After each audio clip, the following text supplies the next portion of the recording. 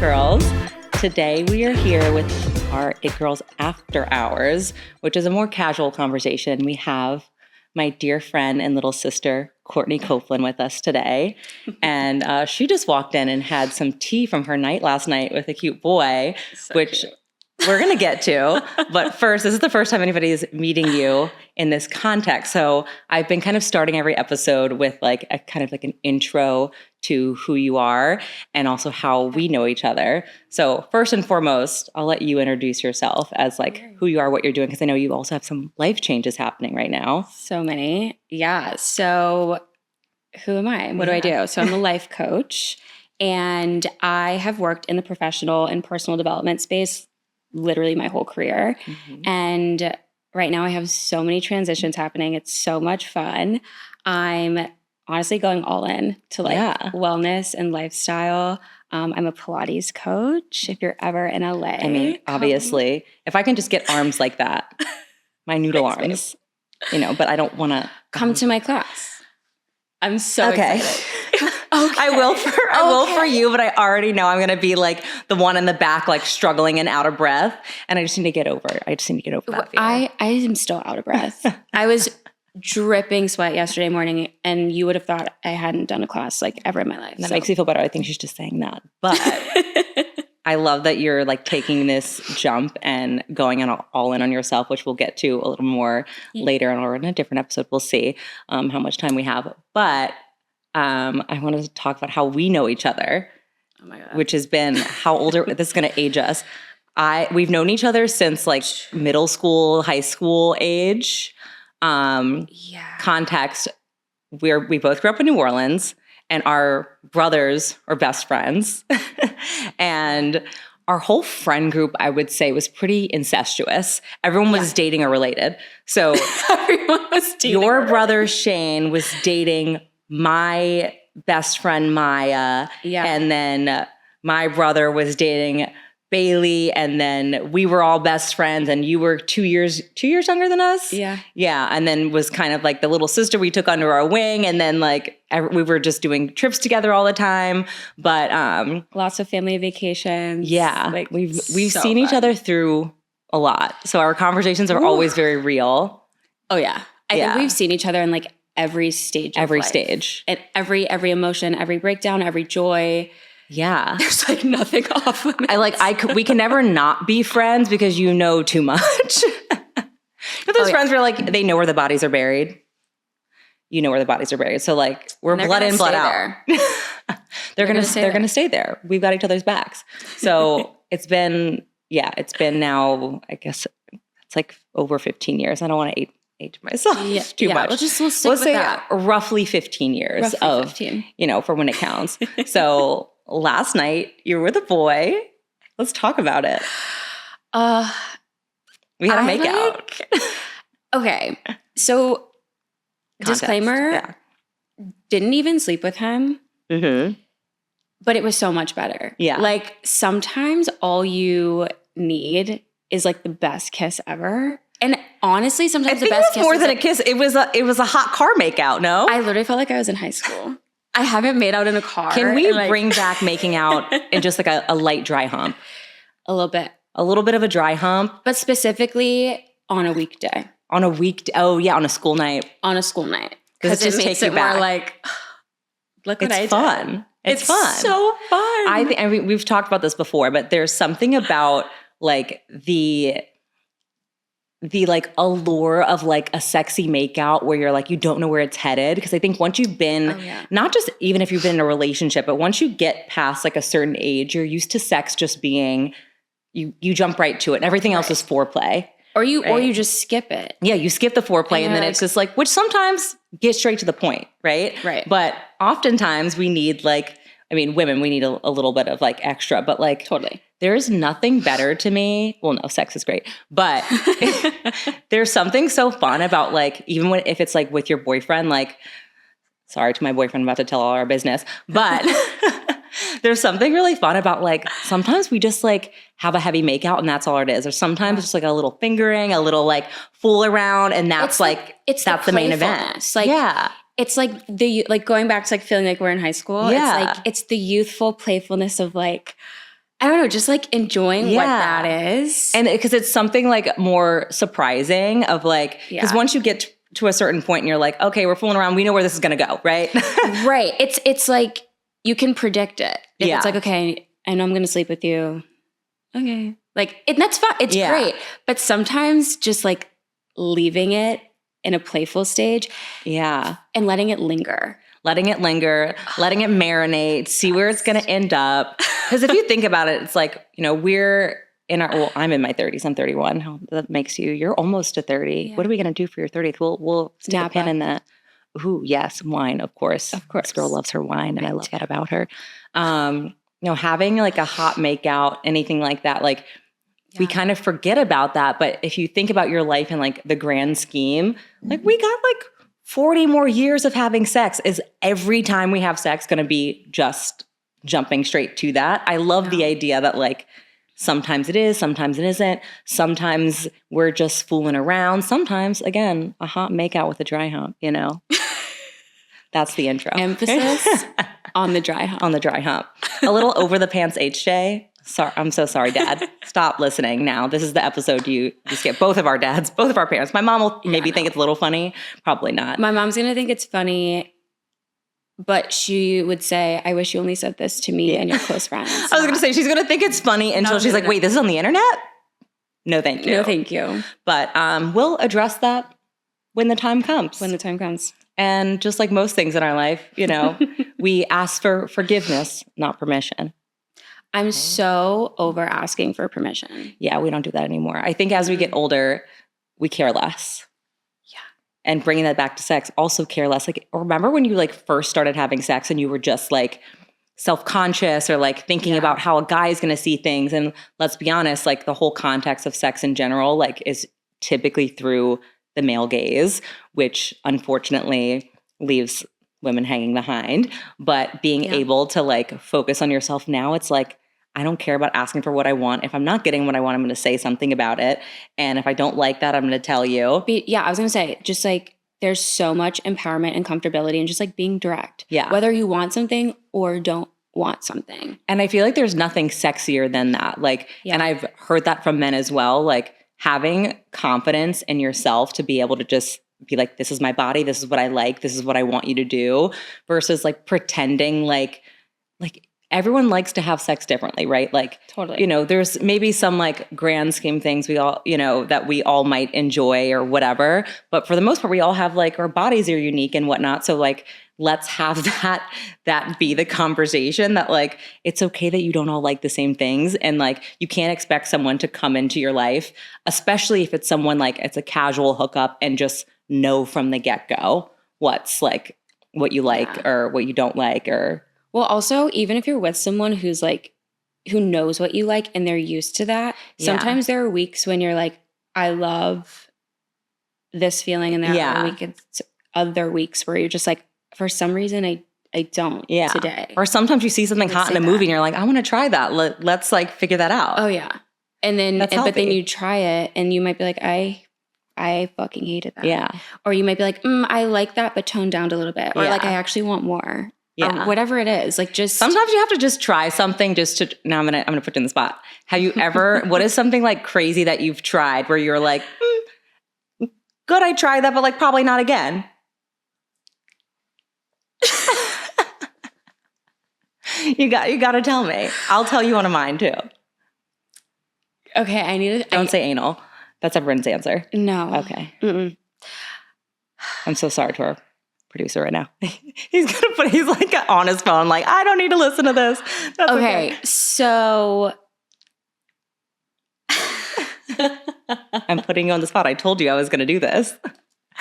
I'll go with location. Okay, location. So I think, you know, we all have those moments where like, what if we just like did it here? Yeah. And again, it's one of those movie moments where you're like, but practically speaking, there's some issues. There's some logistical issues. Correct.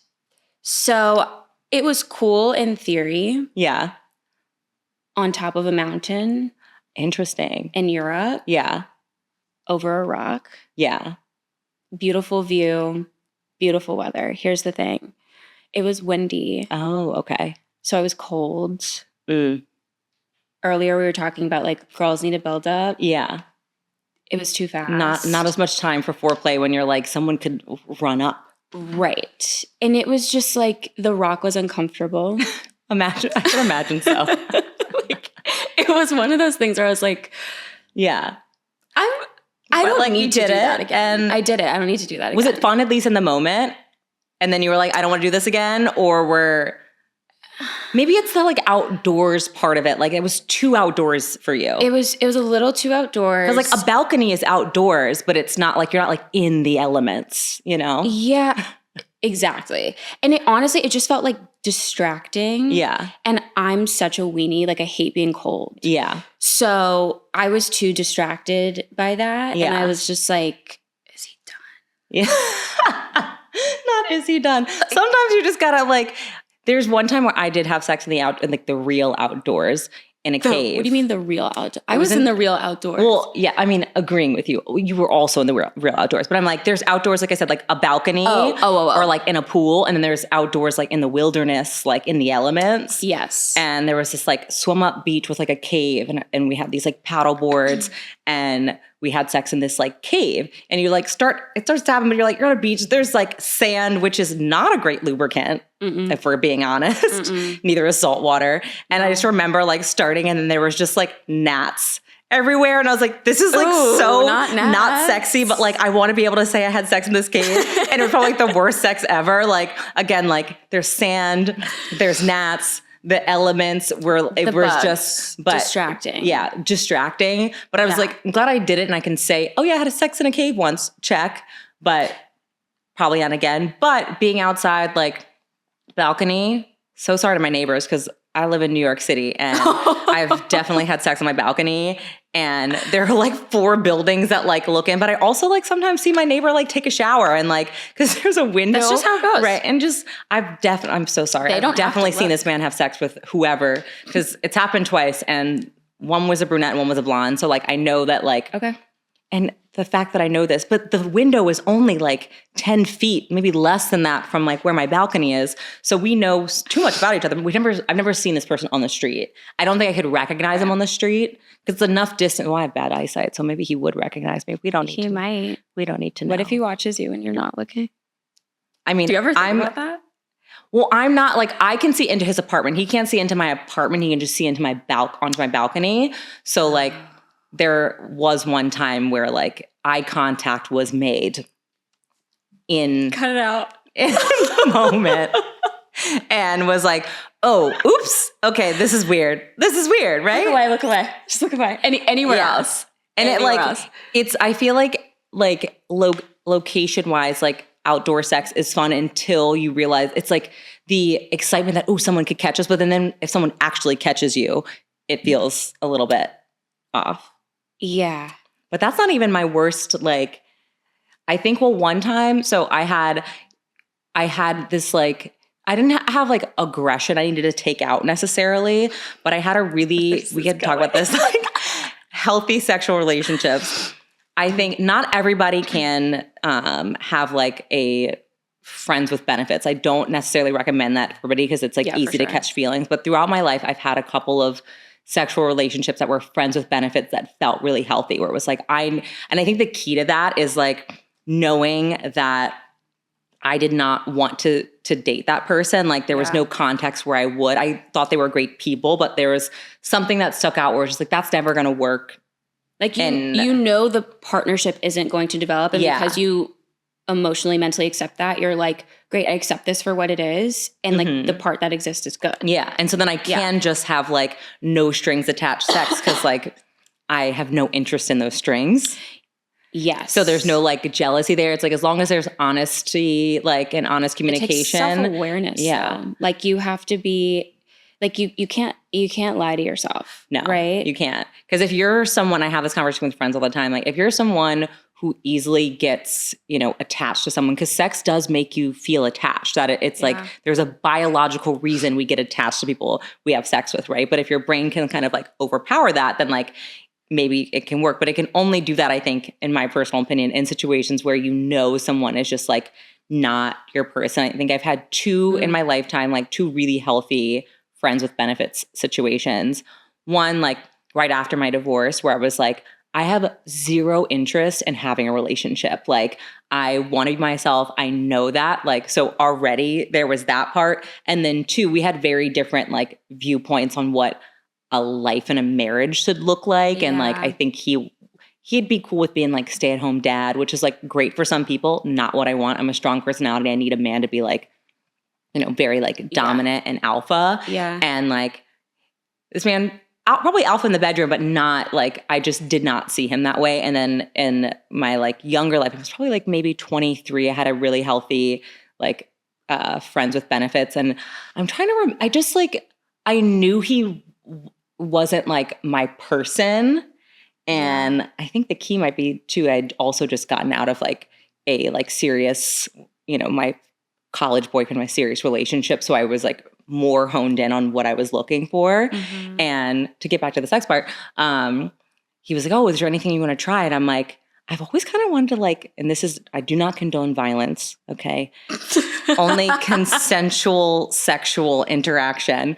But I was like, I've always kind of wanted to like be the dominant one. He was like, well, you can like hit me if you want. Just like, don't give me a black eye because I got to go to work on Monday. Smack around a little. And like, I was like, okay, because normally you see that in like, there's like the whole choking thing and whatnot, but it's always like direct at the woman. And I was like, I kind of want to know what it would feel like to like be the aggressor in the situation. Yeah. And he did let me punch him in the face in a sexual situation. And like, it was thrilling in the moment, but it was not know this. New story for me. I think I know a news story. Yeah, I think I know. Yeah. Who? Can we bleep this out? We're gonna bleep out the name. Was who it was. He was like right when I was like in New York. We met at like Tijuana Picnic, which was like the spot to go to after like 1 a.m. in New York when I was like out and about. Yeah. And yeah, it was like he would always like take me on a date of some sort first. It wasn't just like a pure booty call or like so he was always respectful, but we both knew, but we weren't looking at each other like that. So we would have other dates. We would tell each other, like he would give me such great advice about like dating and like work stuff and whatnot. So it was like a real friendship. And I think both of those situations that I've had were real friendships that just like also included sex. And both situations were like, oh, I can turn this off pretty easily, like the sex part, and there's still something else there. Yeah. But I think that also gave me the freedom to be like, oh, I'll try something sexually, because I wasn't worried about like, oh, if this scares him off, like, and I never hear from him again, like, okay. You know? Well, honestly, what I'm taking from what you're sharing is like, if someone is seeking a friends with benefits situation, like, it's better to pick someone where you know there are some non-negotiables that you don't align on. Like, do yourself a favor. And everyone has their thing. Maybe it's politics. Maybe it's religion. Maybe it's, I don't know, whatever it is. Maybe it's, I'm definitely going to live in New York and I definitely want to live in LA. Yeah. And you just know it's not going to work. And then you know that that's like a line that's never going to change. Exactly. And you don't have to fight it. You're not going to like go down that road and get yourself like, because we're girls, we get our feelings hurt, you know? I mean, men can get their feelings hurt too, but I think especially when it comes to like a friends with benefit situation, women tend to have a harder time because we get that emotional like bond. Yeah. But if there's that line, I'm like, oh, I know you want to be a stay-at-home dad. Not for me. just for me. But honestly, I think in the context of relationships, and you and I have talked about this extensively. Like, we'll just like send voice memos and be like, I know we talk about this all the time, but I just need to say it today because something happened and I need to say it. Like, I think when you are such an independent woman and you can hold your own and you have a big personality and we're driven, like having an alpha man reminds us that we can like thrive in our softness too. You have to have I don't want to feel like I have to like overcompensate for. I think that has been the crux of like my relationships that have gone poorly. And like at some point I'll have to do an episode about my ex and because I am divorced. And there was a lot of things in that relationship that were so wrong and like things that I should have known. I mean, I met her when I was 23, but things that I know now were non-negotiables. Because being in a committed relationship, a committed long-term relationship takes more than just love. Like you have to want the same things in life. You have to like envision your life the same way, and you have to be just as committed to having that kind of life. And that was the biggest part. But I think the core of all that was I am a very strong personality and I have like alpha energy. And I think at some point that started to intimidate my ex in some way. Because again, when he met me, I was 23. And he was 8 or 9 years older than me. So I think at the beginning, just because of the age difference, there was a little more of distance, in terms of he was further along in his career and more confident in that way. And I was just kind of starting out. But then as I started to grow and become more confident in myself, and that started to show up, I don't think and most men would know what to do with that versus like, and I don't like comparing like relationships because like the relationship I'm in now is so completely different. But there was 2 things I was looking for when I first started like just dating again, not even when I found, my current partner, but when I said 2 things. One, I need consideration. I think consideration is like they say is the highest form of love, but someone who can consider me and wants to like, build a life with me. And 2, someone who, not that I need an alpha in that like I want someone who's dominant, but someone who is alpha enough and confident enough to accept when I'm, what is that like when they're like, get in the car, Elizabeth? Like, that's what I want. Like, something I never, ever thought I would like. What? But I do. It's such a turn on. Having a man order for me at a restaurant. Oh, yeah. I've repeated that to some of my other girlfriends, and they're like, ew, because I get it. Like, it comes off as like, you're going to eat this thing. But sometimes I don't want to make the decision. Okay, yeah. First of all, sometimes I don't want to decide what I'm eating. Second of all, the person who did it, like, it wasn't like, oh, she's going to have the salad or soup. He's like, she's going to have the ribeye medium. And I'm like, and he did it on our first date. That's a good order. He did it on our first date, and I was like, and it was exact. And the reason I think I like it is because every single time they've done it, it's like literally exactly what I'd want. And when you go on a date and you're trying to be cute and you're like I am very active and I love to eat. And we're like foodies. Major foodies. We're not ordering the salads. I will never order a salad on a date. Like never. No. Just don't, I'm like, oh, we're splitting it. When I say we're splitting it, I mean down the middle. I'm not taking a bite. I want you to cut the hamburger in half. And if you love me, you're going to give me the bigger half. Exactly. And make sure I have more pickles. There you go. I love pickles.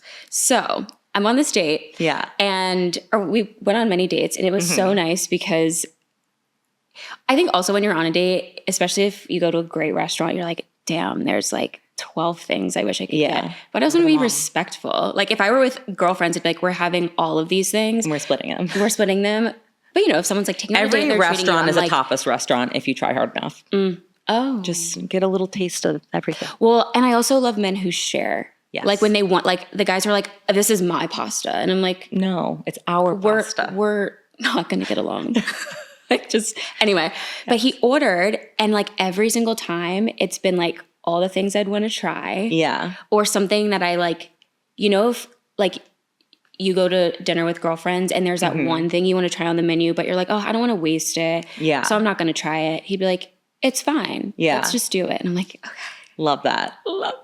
I think there's just it's not even, it's not, it doesn't always have to be ordering, because I also do love that. Like my current boyfriend is not, he's like, you order whatever you want. And he's like, I'm a trash can. I'll eat whatever, like whatever's left over, I'll just eat that. I'm like, great, this works out.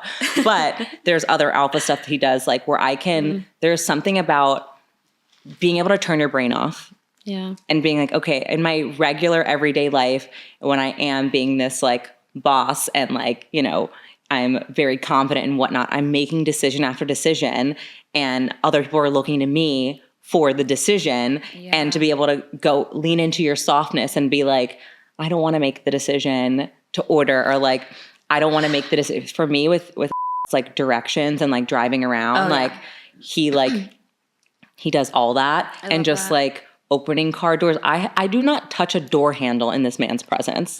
Like, Stop. right? I know. It's like, it's fucking adorable. But like that Does and he just do the like sidewalk thing too? everything. The sidewalk thing, the stair things. He's gonna like all the pulling out of the chairs. Like the man, I mean, It's the littlest things. And I don't Yeah. think that like men sleep on that. I'm like, it's a lost I would art. give you, yeah. Like I'm a feminist, okay? I believe in that. But when you're in a relationship, there's certain dynamics where you do want to lean into your femininity. And like, I'm a feminist, but not so much that I want you to let the door slam in my fucking face. Okay. Like, hold the goddamn door. Just open the car door. It's so simple. What's Pour another my drink first before you pour your own. Hold my hand across the street. Exactly.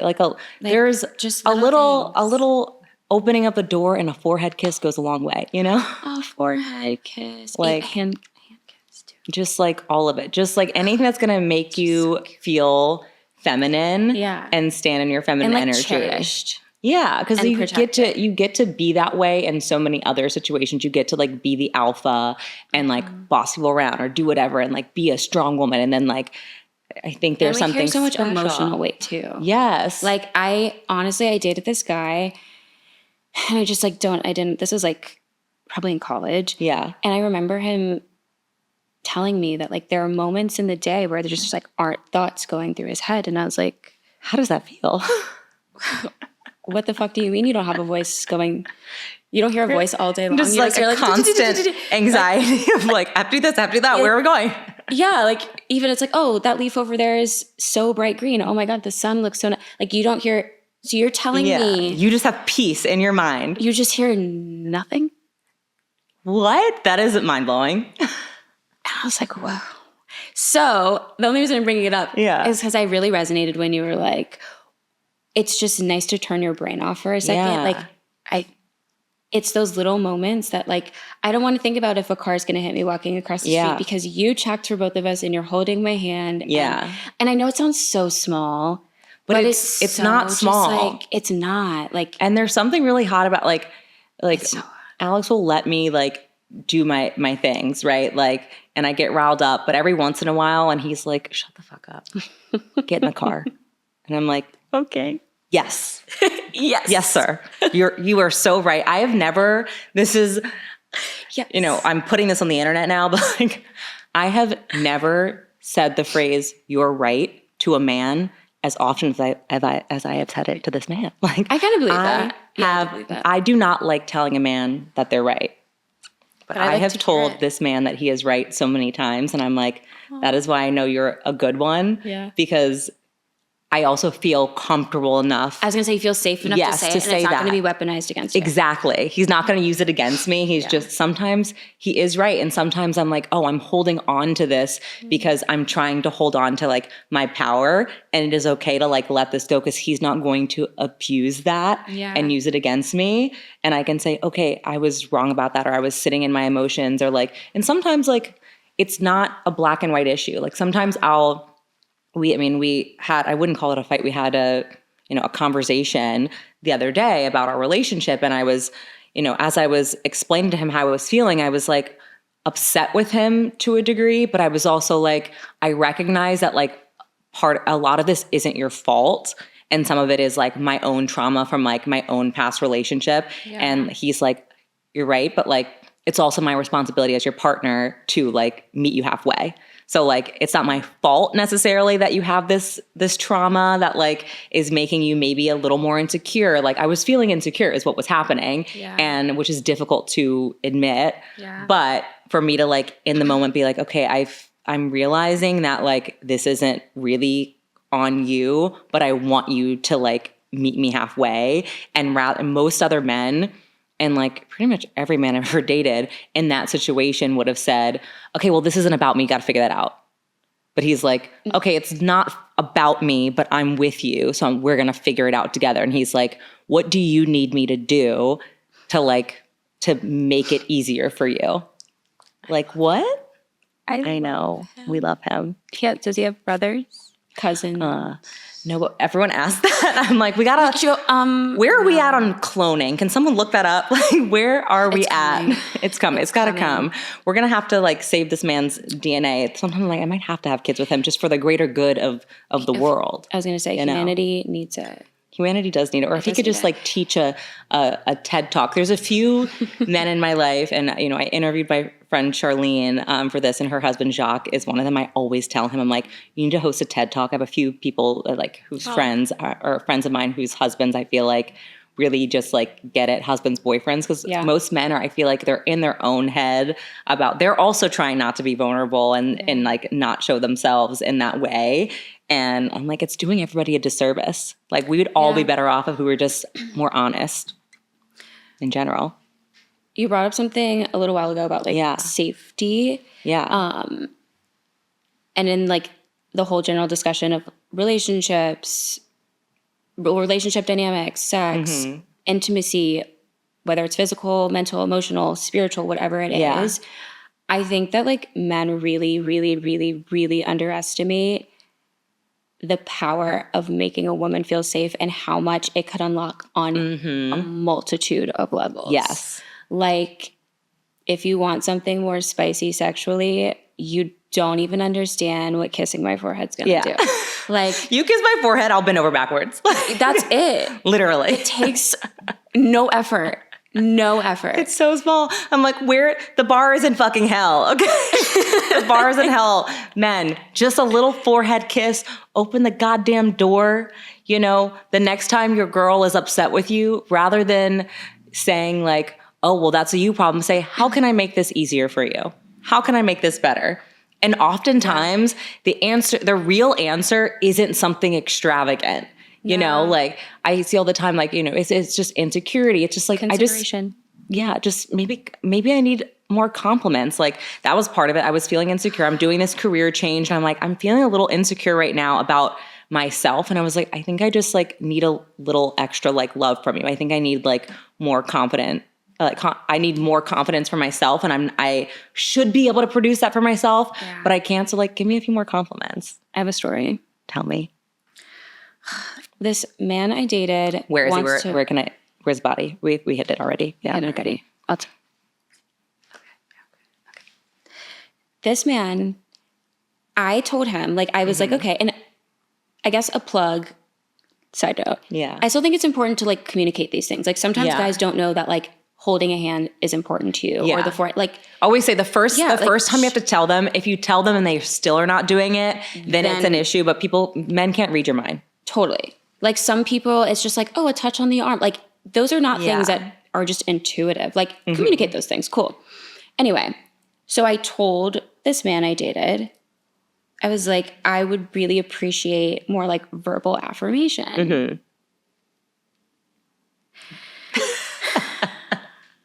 I'm ready. This pisses me off. Hold on. Oh, take a drink. It's water, but we might need to change this to wine. It just like, it irks me.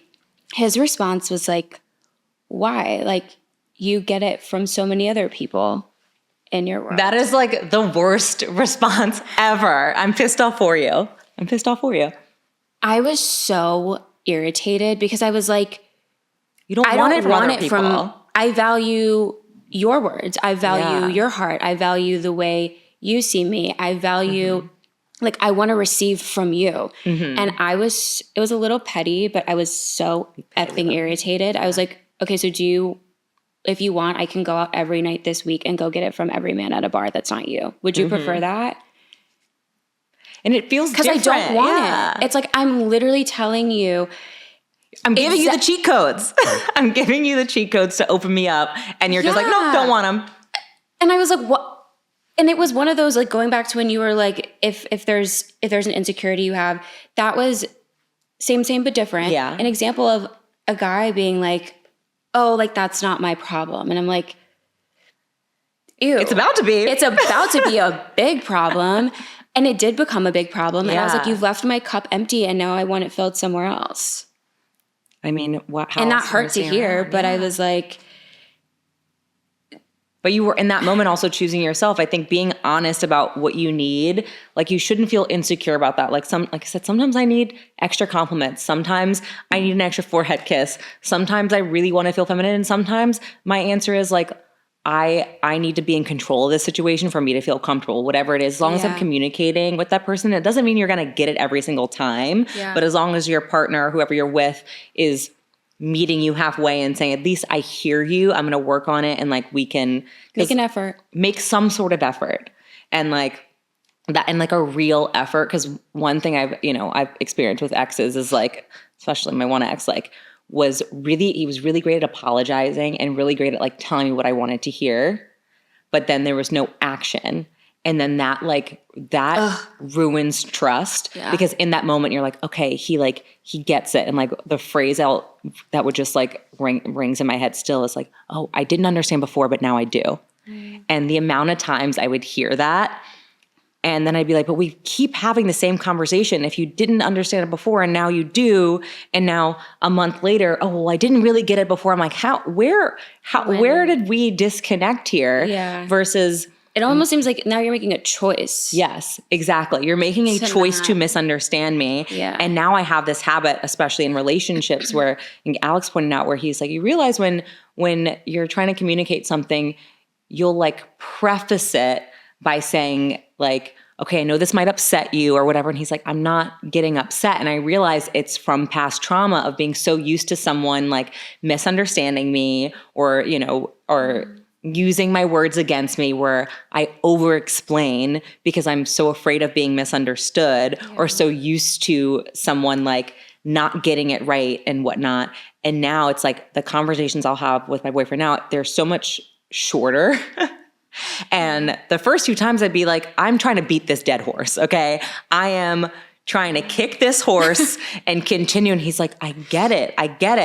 And I just be like, but there's no, but do you like, I mean, with my past relationship, I got to a point where I would like ask him to repeat things back to me and be like, no, tell me how you understood that. Are you actively listening? Yeah. And I'm like, what am I dealing with, the fucking kindergartner? Like that I have to be like, okay, now tell me what I just said, Mm-hmm. And now it's like, I would have these conversations where I'm like, I was feeling like they were open-ended because I was waiting for that like profuse apology or like, because that's what in my past people were really good at.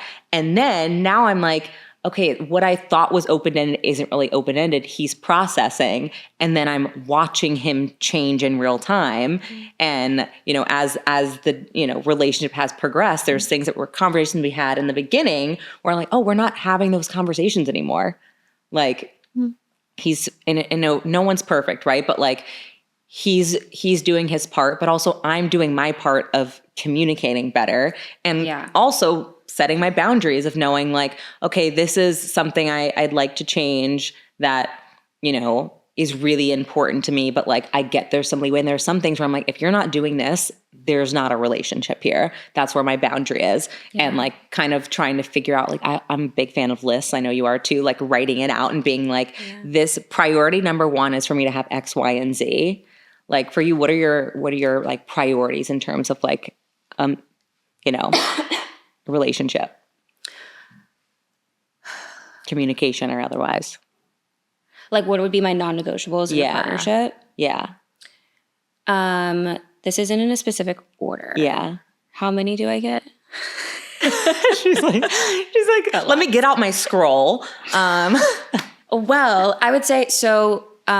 Open communication in all seriousness is probably number one. Yeah. Like paired with being open-minded. Like I'm such a communicator, whether it's positive feedback, negative feedback, being really direct. Like I really like, regardless of its romantic, friendship, work, whatever. You are very direct, which I always appreciate because I'm that way too. It's like, what you're getting. You're not like, you don't have to, I always say you don't have to read between the lines. Like if I'm mad, I'm going to tell you, I'm going to say the words, I'm angry at you. Yeah. Like I'm not going to be passive aggressive in the corner. And I feel like you're the same way. You're you're like, this is what I'm feeling. Let's talk about it. Yes. Like I don't like avoidance. Like, and I think I don't know, it's important to me because it's like you have these conversations and bring in the humanness. I think a lot of people are scared to have open communication because they're like, oh my God, this is going to stick. Like if you're like, I'm mad right now, it doesn't mean Rachel's going to be mad for 17 more days. It's like right now in this present moment, like this is what exists. Like, can we talk about that? Rather than like blowing up. Yeah. So that's also, you really just threw me off because you called me by my government name, and like no one calls me Rachel anymore except for people who I've known for years. I was like, who? Rachel. Richie. Yeah. Sis. Yeah. All the things. They all apply for me. I know. What would be my other non-negotiables? Okay, so open communication. I don't know if this is, I struggle to say non-negotiable because I feel like it's just like. Sometimes it's a sliding scale of things. It also depends on the something relationship. That's just important to me, like EQ. Yeah. Is really important to me. Which is something that can be improved upon. Exactly. That's why I'm like, it's not like I'm not like come in being like, no. But make an effort. Make an effort. I'm trying to be selective here. I have a few. Honestly, like, I think some people expect the physical to be more important to me, and it's actually not. Yeah. I'm really big on like character. Like, what's your heart like for people? Personal accountability. Yeah. Huge for me. I think I also want to expand on this, and this is going to make us go over, and I'm okay with that. We'll add another 10 minutes. But the part about being physical, like physical attraction, I think is so important. Yeah. Because I've had a few friends, I won't name names, but one of my friends, we were on a trip recently and we were talking about like physical attraction. She was just like, if I'm not immediately attracted to someone, it's just never going to work. And the rest of us were all kind of looking at like, wait, with that. What? Like if you, I don't think I necessarily have a type. I think, of like my quote, I'm not a public figure, or maybe, but of the relationships that I've had where I've introduced them to like family and friends, maybe post on my Instagram, maybe there's like, to some degree, I've dated a lot of Jewish men. Clearly I love Jewish men. My current boyfriend, good old Catholic boy from Florida. But if you really look at like people I've been attracted to throughout my life, they're very, very different. Same. And my boyfriend now, that's a handsome motherfucker, okay? And I mean, I know it's great, but he's great. But that is the like on the list of reasons why I'm attracted to him. It's like so far at the bottom because like the main thing I was always looking for was consideration and someone just being like good to me, like treating me well, like those little things from the day one, opening the door and listening to me, hearing me, and also believing in me and not being intimidated by that. Like being like, I mean, we're here today partially because of him, because he's pushed me to be like, no, you can do this. Like, go for it. I'm going to set you with this guy, and this can be your camera guy, and this can be your sound guy. And let me make this phone call. And like this person is like a great mentor. And like hearing you say that made me think of another one. Follow up. Yes. Like, I'm sure there were moments when you were like, oh no, like I'll get to that. I'll get to this project. And he continued to follow up with you. Yes. Like someone who follows up, whether it's on the thing you said you cared about and didn't follow through on, dinner plans, directions, like whatever it is, like someone who like is genuinely thoughtful and follows up. That is so hot. Much. It's so hot. And that is what like, that's what gets me going. Yeah. And that's what gets me excited about someone. And like I said, if you look at like past relationships and like just like attractions and whatnot, they're like, the guy I dated before Alex was like, Alex is 6'4", handsome dude. The guy I dated before was like 5'9", like a Israeli dude with like dark skin, like, just like could not be more opposite. But it's like a character thing. And because at the end of the day, you're not going, people change physically, right? Sure. So if you're with someone now, they're not going to look like that in 10 years. So if you're not attracted to who they are, and there's been so many times, I know we've talked about this before, where like you meet someone and maybe there's like not an attraction there, and then you start having a conversation, then you're like, whoa, that person is sexy. It's important to like someone. Yes. Like actually, people don't know what that means. Right? I heard that like in my early 20s and it really stuck with me. And I was like, whoa, like that makes sense why I didn't stay with that person. I love them. I didn't like them. You have to like them. And that's such a real thing. Like you genuinely need to like who they are as a person. And that's going to add to the attraction. Yeah. And be comfortable with them. Yeah, totally. And not to make it too heavy, but like I think especially growing up in New Orleans and then like going through Katrina, I think honestly at a young age, it just taught me like anything in your life can change physically in the blink of an eye. Yeah. So it's like, does this person like, love the athlete body, like blah, blah, blah. Yeah. But like, again, what's physical is temporary. Mm-hmm. And I think learning that at such a young age set the tone for so many things in my life, whether it's like a job, like who cares if it's a sexy job title? Yeah. If it doesn't like fulfill me and sustain me, like I don't give a shit. Exactly. I don't care if you're like Bradley Cooper. Like, he's a stunning man. Stunning man. Yeah, stunning man. But if he's an asshole, who cares? Right. Like it doesn't matter if you have the best looks in the world, but if you're an asshole, you're not thoughtful, like you're not grounded. Like I don't really care. And I think when it comes to attraction, because I'll be honest, I get the question. I think when you can talk to me for 30 seconds and know it's not my top-notch priority. Yeah. But I think sometimes people will like see me and be like, oh, you're very into like fitness and exercise and da-da-da. Like you must care. But you're not into someone for what they look like, but also if you're going to be building a life with someone and being active as part of your life, inherently you're going to be with someone who's active. And that's what I was going to say. It's more about like the lifestyle component of it. It's like, how do you take care of yourself on a day-to-day? Like anyone who knows me, you could literally read any of my Instagram posts, like you'll know, like the fitness element of my life, honestly, like the physical outcome is like the cherry on top. I love that. Like, that's great. But it's way more about like my mental health. How does it ground me? A big part of it is honestly like longevity. Yeah. A big part of it is that it helps me to show up in my relationships in the world so much better. Like if I were to if I had to have a hard conversation and let's say like, even though I'm direct, sometimes it's scary and it doesn't feel good to be like, I'm angry today.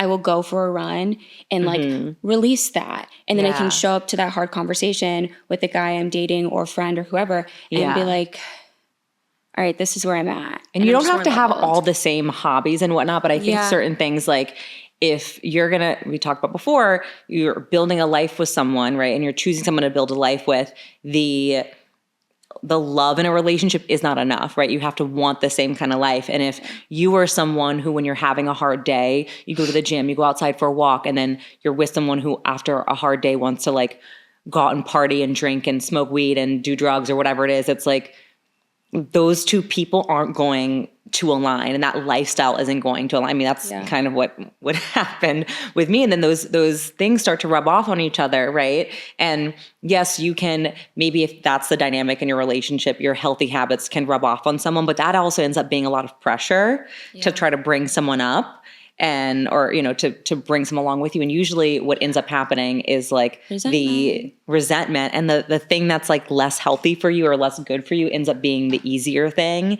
And that's what happened to me. Like you knew me before my marriage, right? And I was a much different person then.